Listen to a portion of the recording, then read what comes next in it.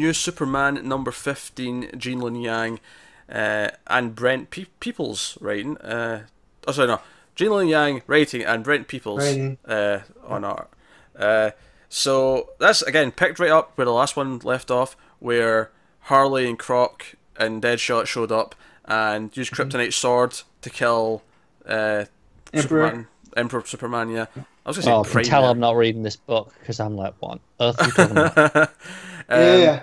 So, Matt, were you expecting Chinese Doomsday in this issue? No, I wasn't. I was expecting a lot that goes on here. I keep saying it feels like Yang's writing towards an ending. Yeah. And then here it feels like he hit the restart. Like you know when you got tired of playing a certain video game, you just went and hit the reset, and you're like, I'm gonna start back from. I'm having a bad time.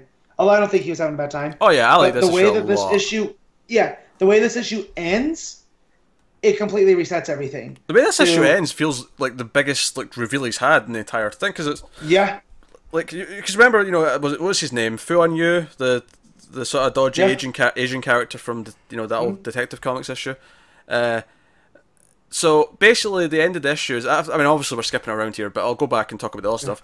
At the end of the issue, after Keenan beats Chinese Doomsday, which is Emperor Superman. Basically, the evil I Ching shows up and it's like, oh, we need a distraction. Changes him. And he's like, okay, he raises him from the dead and makes like a Chinese Doomsday. And Keenan beats him, but it takes so much out of him, he sort of passes out, and everyone's like, Keenan, wake up. yeah, because he has to expel all of his chi. Yeah. And yeah, And it blacks out, and the last page he wakes up, and it's San Francisco Chinatown, 1937, which, of course, the date, right around, just before Action Detective Comics started. And it's like, oh yeah, you're back at the start, and it's like, what's happening?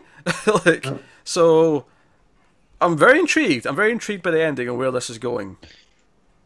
Well, this Yeah, and we book get is not some what I more- thought it was. no. So, and the fact that we get that I Ching has this battle with his other self, and we fully find out that he is a representation of the yin and the yang.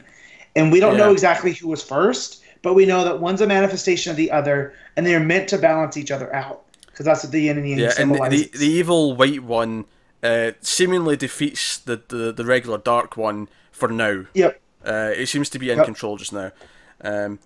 Actually, Deadshot actually stabs Keenan with the sword, and that's just at that point where both his mother and father, Dr. Omen, Flying Dragon General, I always mess up his name because it's too many words.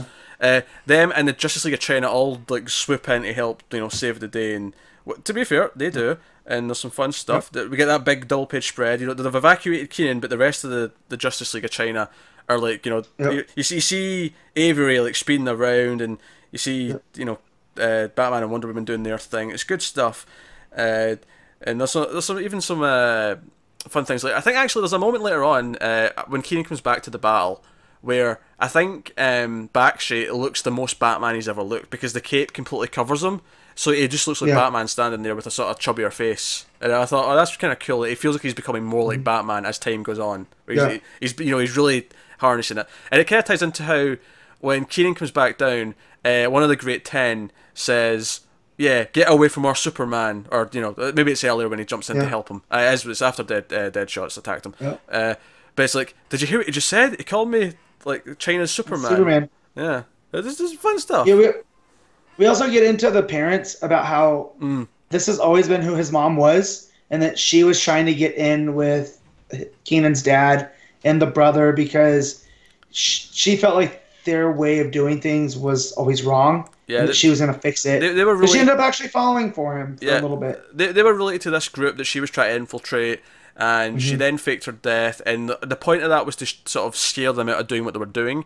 But she also says that no, the love wasn't a lie either. She did seem to actually fall for him, and she does care about her son. She says that she saw him on TV in the first issue, and she realised that maybe the best way to protect him is actually to give him the bring him powers. in. Yeah, give him the powers, make him the Superman. Which to be Which fair, again is as protecting someone goes, it's a pretty good strategy. Give them superpowers. well. So if you look into the Chinese politics, and we know that Yang's very much into that, she kind of just gave power to the people, which is kind of what they were meant to do. That's kind of what they are, like a socialist government, right? So that's what they want to do, and she found someone she could protect them, and So it's a nice little kind of meta story in there. And now he is their Superman because when he survives the kryptonite sword, he can feel all of his chi returning, and that's how he goes to fight the Doomsday. Like he concentrates it all from his stomach to his fists. Yeah. And it was a nice little moment. And Avery too. Also, like, no wonder my parents moved from here. It's crazy. Yeah. Also, Like, I liked it when Evil Eye Ching, wakes up Doomsday. He actually appears because Harley's having trouble talking to anyone because she can't speak Chinese or Mandarin, I should say. And everyone is like, like she's like, oh, you don't speak any English. She's like, she's disappointed that her wisecracks aren't getting through to him. But Evil Eye Ching actually appears and talks to her in English, and she's like, what are you, like my Chinese fairy godmother? It's like something like that, and that's when that's just before he brings up Doomsday. I like the idea of Harley dealing with some of these characters because they're so different and separate from everything she's ever interacted with. And just final point at the end when he does go back to San Francisco Chinatown, Full on You. I think I'm remembering that name right. I think that's why it was funny because it was like Full on You. Okay. I could be misremembering it though, but it was something like that. I'll make sure I'll check it for next issue. Yeah.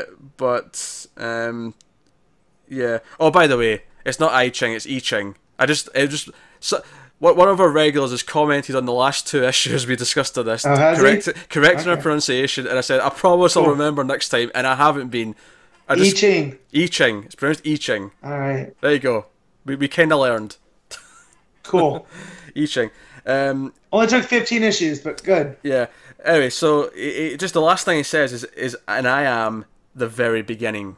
That's what he says. And I just think on a meta level, because it is very much the start of DC, that time period, I think it's a cool little touch. So, but no, I think I loved the last issue a bit more because it felt like this big climax to everything that had been building up to.